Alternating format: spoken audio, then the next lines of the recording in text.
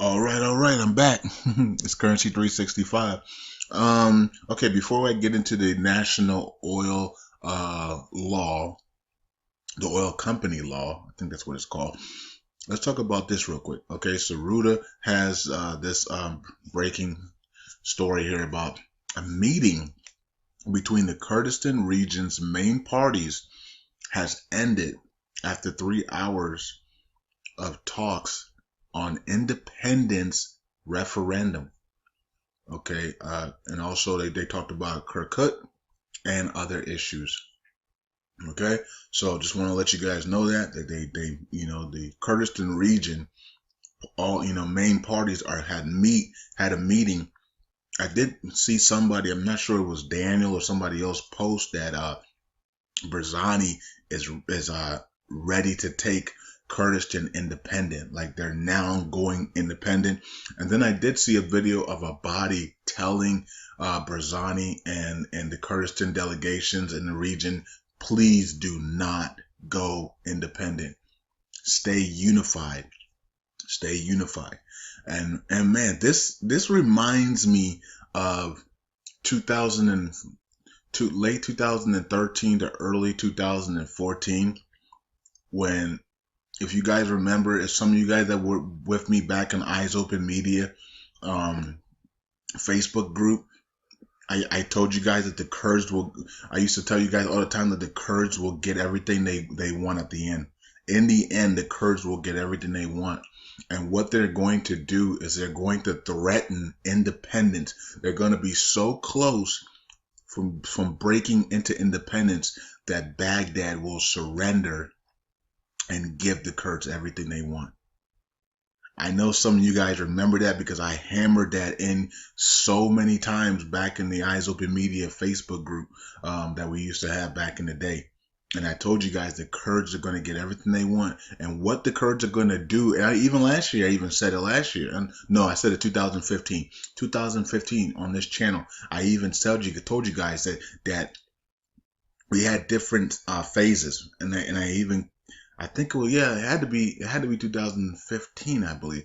I did phase one, what could have happened, phase two, and phase three. I think phase three was the one where the Kurds were going to walk out and go independent, and Baghdad would plead to them to stay, and the Baghdad would say, well, anything you want, we will give you. Please don't leave.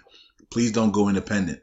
And that's when things happen. So, and then I reiterated last year by talking about at the brink, they will give us what we want to see. Okay, so we're getting there. We're at the brink. Sauder's life is in danger right now.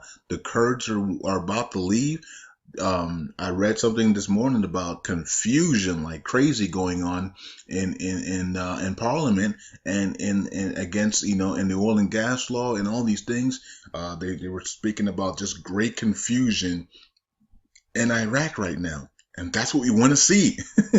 That's what we want to see, because in confusion, that's when we get to see the results, right? So I'm glad that we're in confusion right now. I'm glad that there's death threats. I'm glad that there's confusion and chaos. I'm glad that the Kurds finally are saying we're leaving. We're leaving. And the reason why they're doing that is so they can get what they want. Okay, so let the Kurds do that, because what's going to happen is a body's going to have an emergency meeting with the GOI members and say, we cannot allow the Kurds to leave independent. We must revalue the currency. Okay, I'm telling you. So we must revalue, and then because we have to revalue, and from the revaluation, then we need to then give the Kurds the oil and gas law. We need to implement that oil and gas law and give them their money, and give them their back pay and their money, and the citizens their money. We just have to do it. We cannot lose the Kurdistan region and the Peshmerga forces. So that's what's coming, in my opinion. We talked about this 3 years ago, and I said, I see a scenario where the Kurds are just gonna be fed up, because the Kurds, and you got to imagine, the Kurds were living a great lifestyle. Baghdad and the rest of Iraq wasn't. God was blessing the Kurdistan region. They were they were westernized. They had an economy and everything. And then Baghdad just got jealous and said, you know what, these guys are flourishing in Iraq. Let's stop paying them the oil revenues and let's pretend we're gonna get them herbal and then pull it away and then just basically destroy their economy. And that's what happened. Okay, with Maliki.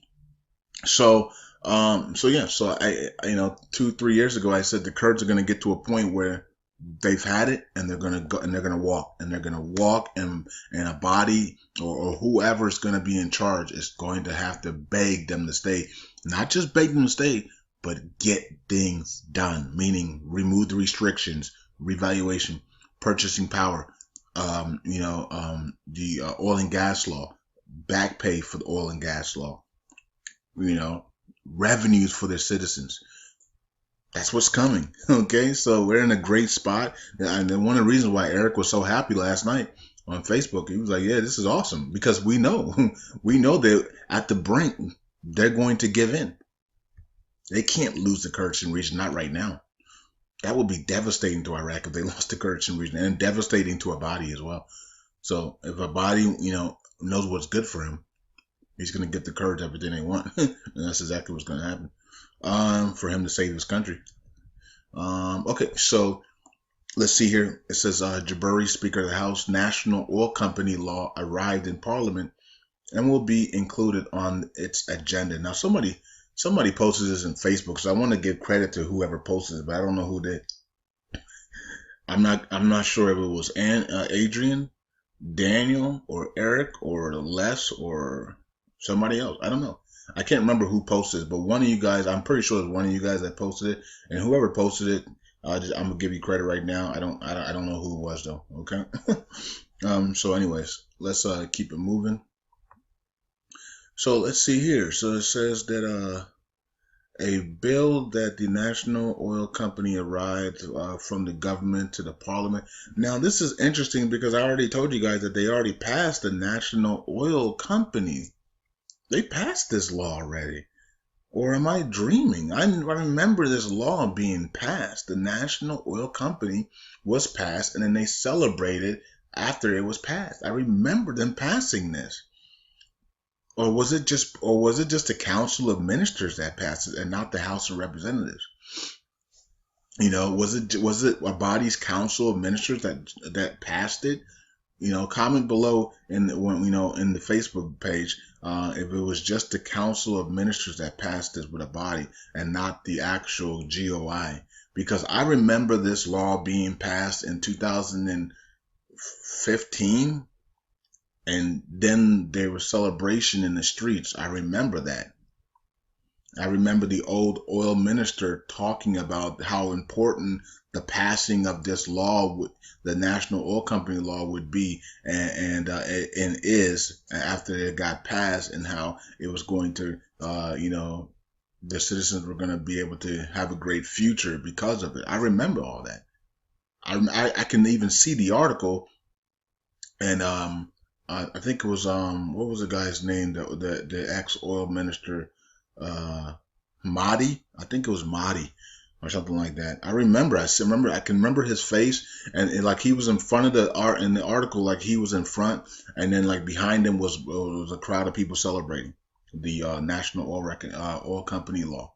I remember this law being passed. So if they're trying to trick us, then trying to pass the same law twice, then it is what it is, I guess. Let's see here. Okay. So it says here that Jubouri, in a speech at the Forum of Iraq Energy, which kicked off Monday morning. No, you mean Sunday morning.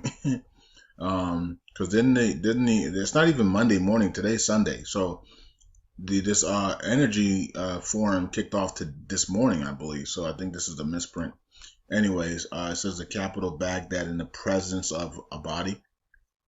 And Abadi did speak at the forum as well. Let's see here. It says the Secretary General of the Organization of Petroleum Exporting, Mohammed Still, oil revenues make up a large percentage of Iraq's revenues in hard currency, and this in itself indicates the problematic unilateral Iraqi economy, which puts the future of Iraq in the front of the dangerous turning points. Okay, so one of the things they need to do is they need to find ways to make more money other than oil. And I thought they had that. I thought they actually decreased that a lot over, the last 2 years. Like they the non-oil revenues. They were talking about tourism, which they were going to do was they were going to create a museum out of the Saddam palace, and have people be able to tour Saddam's palace. They were going to refurbish it and everything like that, and just clean it up and make it look beautiful, and then have people come in and do tours around that. Also, just tourism out, once they reconstruct Iraq, and tourism is going to be huge in Iraq, and that is still going to be. So they were going to do that, and then they were going to also build up the real estate, of course, with the infrastructure. And the CBI was going to pump money into the system and create tons of jobs and things of that nature, so they don't have to depend on oil. So oil is still big in Iraq, but it is coming down. The dependence on oil is coming down. I think it's now. I think they said it was 85. It went from 95 to 85. So that's a nice jump down. So then hopefully next year it's at 75 or lower, and to the point where oil is like only 30% of their 30%, and their non-oil revenues is 70%. That's where they need to be at, 37, 70, 30. You can't just depend on oil, even though they have an unlimited amount of oil. Okay, it says the future of Iraq in front of a dangerous turning point. It became necessary to work to take practical and clear measures. Man, you guys I'm telling you, they've been saying it to take practical and clear measures for years, and it's still 85% oil and 85% oil and 15% non-oil. That's crazy.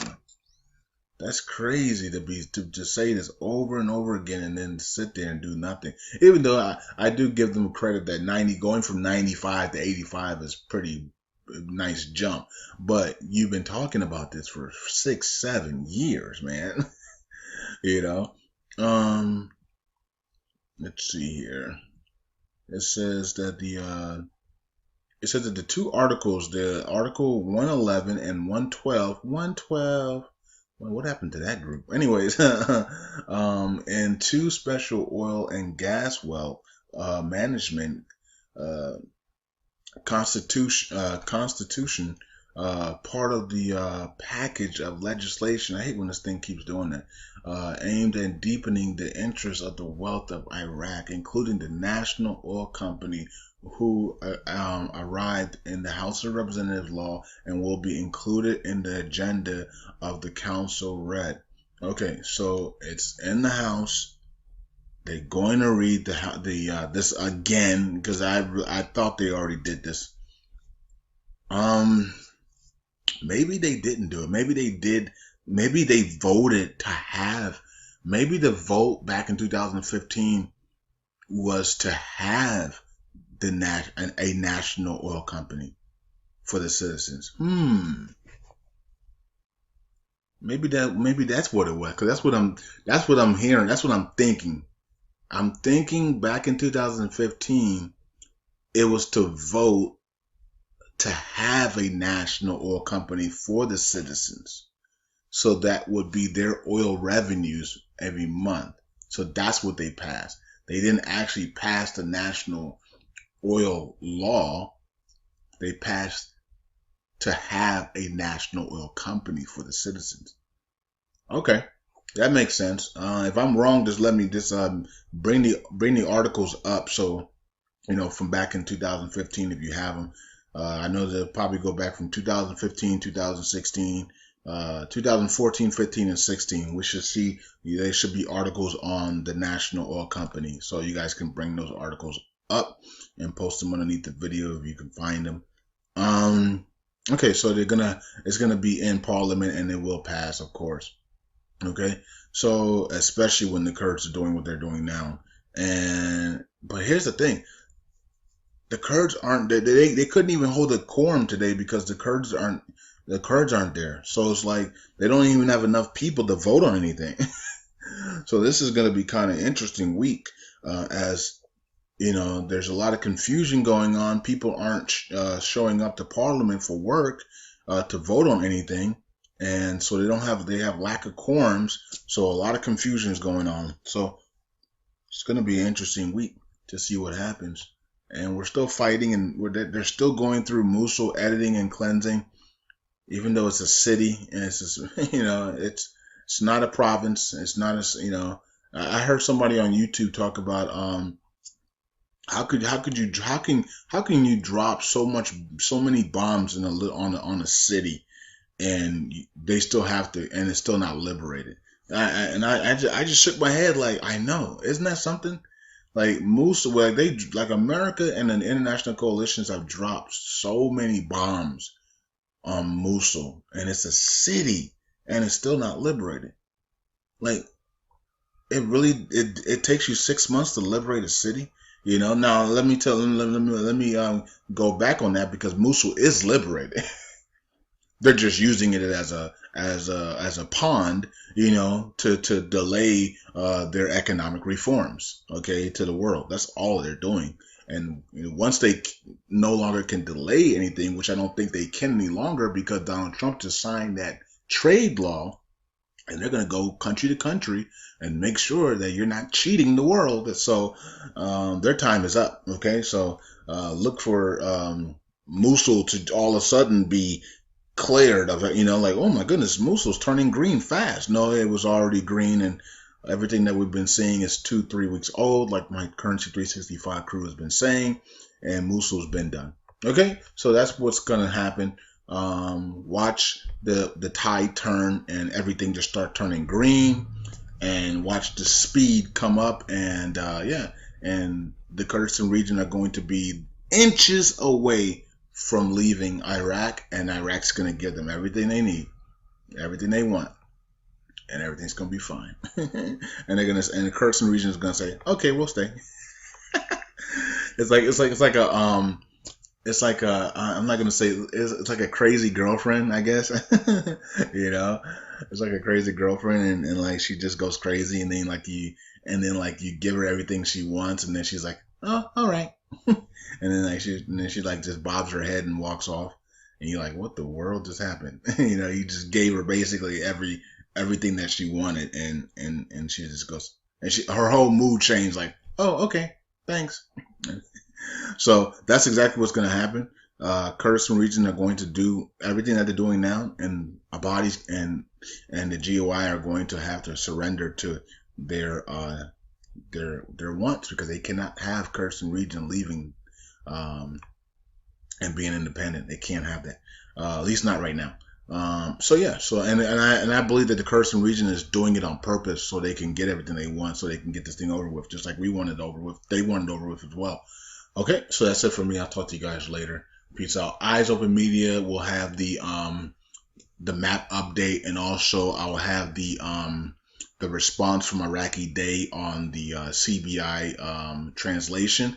I'll have that as well, so you might want to check that video out later today. Okay, so once I get the map, I'll do the video, and I'll also tell you about the response from Iraqi Day on the translation about the international rate and things. Okay, so I'll talk to you guys later. Bye. Peace out.